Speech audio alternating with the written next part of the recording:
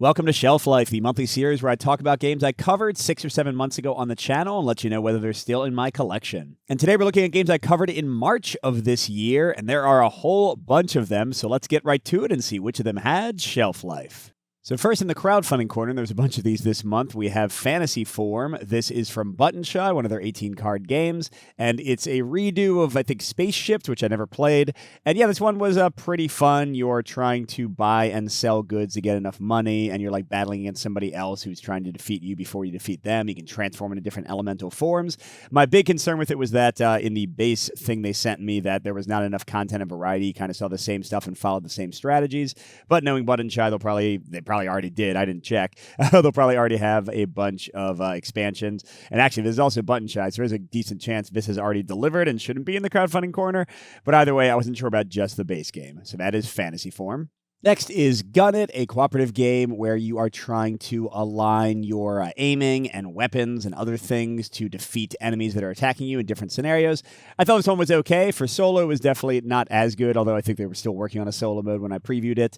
For cooperative, when I played it, it was definitely more fun. The theme is great, but the gameplay is just kind of It's sort of a puzzly thing. It was fine, but not my favorite. That's Gun It. Next is Wroth, which is a weird one because you all know, tend to be one of the biggest chip theory fans, but this one just did not work for me much at all. I like the different factions, I like the simplicity of the design, but I found the dice-based actions to be wanting. I found the balance to be not that great. I didn't really like how they did the solo mode, although the idea of different scenarios for each faction is pretty cool.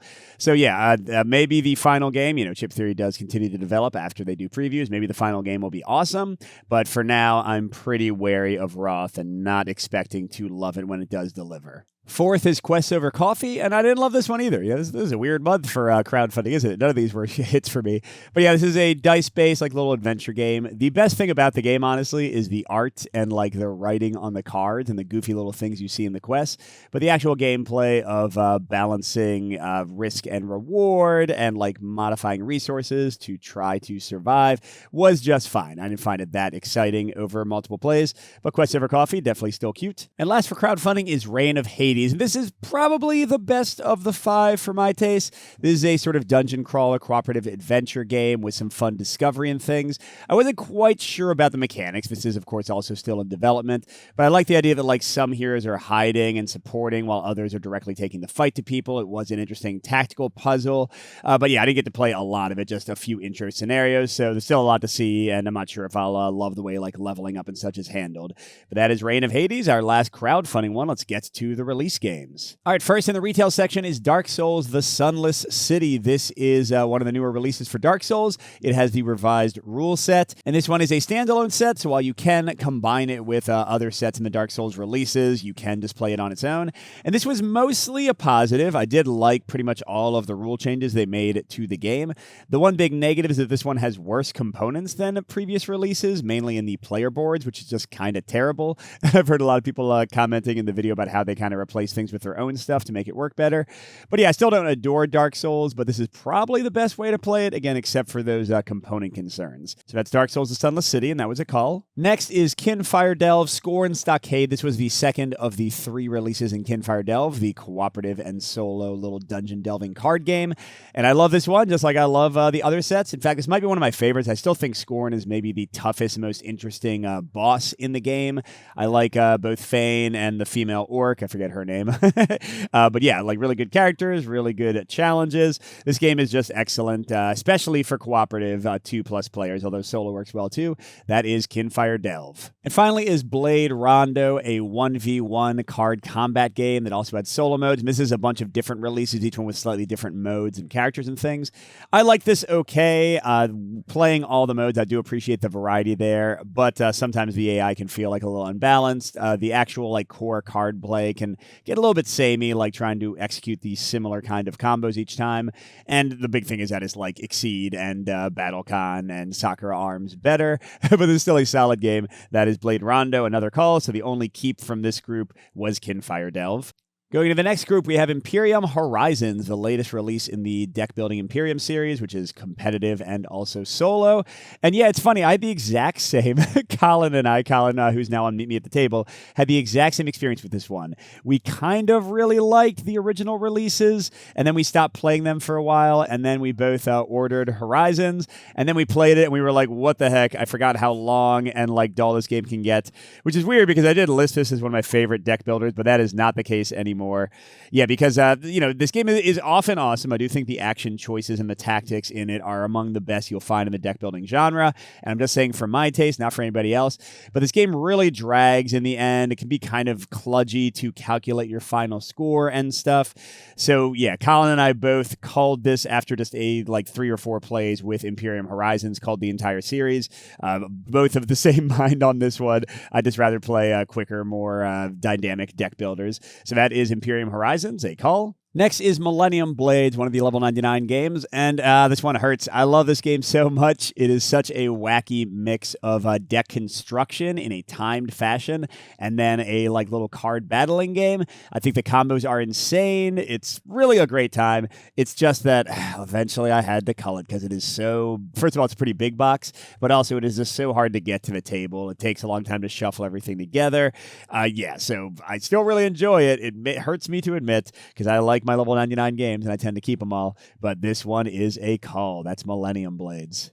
And then the last one for this group is the 7th Citadel. And yeah, if you've heard me talk about this one, you know this is a keep. This is easily one of my favorite games of the year. I enjoyed 7th Continent, but this one fixes a lot of my main issues with it. It has a stronger story. It has more digestible goals. You can sit down and play for an hour and always accomplish something. But I still love the card system here, the sense of exploration and adventure. Awesome game. Definitely going to be high in my end of year rankings. That is 7th Citadel, the only keep from this group. Next up is another deck builder, Avant Carde. This is a competitive one with a solo mode. Solo mode works pretty well. I enjoyed this one quite a bit. I actually was thinking about keeping it, but somebody said they wanted it in a contest, and I didn't love it. It's not one of my favorite deck builders of all time. But yeah, the core gameplay here of adding different numbers to your deck and switching out which city you're playing in so the numbers have different powers and comboing them together to have huge turns is a lot of fun. You're basically chaining cards together, number to color, sort of like Uno style. Yeah, definitely good, but not good enough for me to keep. That was Avant Carde. And next, we're back to Ashes Red Rains. They have a new release every 3 months, so I have a video every 3 months because I freaking love this one. This was me covering the Blight of Neverset, although there are now 2 sets out after this, and yeah, it's still in my collection. I love this one. I like it more every time I play it.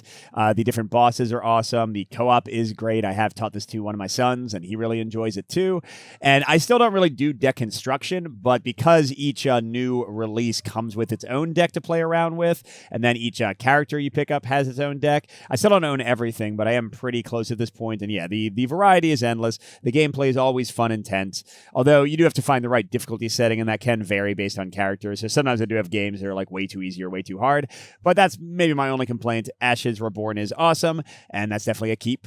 And last one for this month is Stonespine Architects. This is a competitive or solo drafting and dungeon building game where you're trying to fulfill a whole bunch of different requirements to earn the highest score possible. And yeah, I just really like this one. This is a keep for me as well, the only twofer in these groups. It's very quick to play solo, and it has really cool choices because what you draft will also impact what the solo bot scores. So you got to kind of be careful about your drafting. The competitive play is simultaneous and insanely fast. Very easy for people to understand, but it's very brain birdy at the same time. So yeah, great game. That is Stonespine Architects. So not bad, 4 games kept, although to be fair, 2 of them are games that I've featured on the channel before, and this was just expansions, and I already love them. But let's jump into the contest and see which of you were able to predict my thoughts this time. So first in Group 1, Kinfire Delve, the most confident and the correct pick with 77%. None of them got 18%, and then a huge drop-off. Blade Rondo is also 18%, and Dark Souls, only 3% of you thought I would keep it, and those 3% were wrong. Sorry. Group 2, 7th Citadel got 60%, actually lower than I expected. Millennium Blades incorrectly got 40%. Imperium got 32%, and none of them got 11%. This is the lowest none of them value. People were pretty sure I'd keep at least one of these, which is a good call. And finally, for Group 3, the one that messed most of you up, Ashes Reborn got 62%, very confident. None of them got 26%. Stonespine Architects, this is the one that crushed the most people. 20% of you got it right that I would keep it, and Avant Carde, 10% thought I would keep it. And yeah, this time it's a lot easier because we had a whole bunch of people get 3 games right, but only one person got 4, and it's Rachel Greenlee, who just happens to be a patron as well. So that's a nice little combination. So Rachel, congrats. I'll be in touch about your free game. And everybody else, thanks for entering. Check out the video description to enter for next month, and we'll see you next time with more Shelf Life.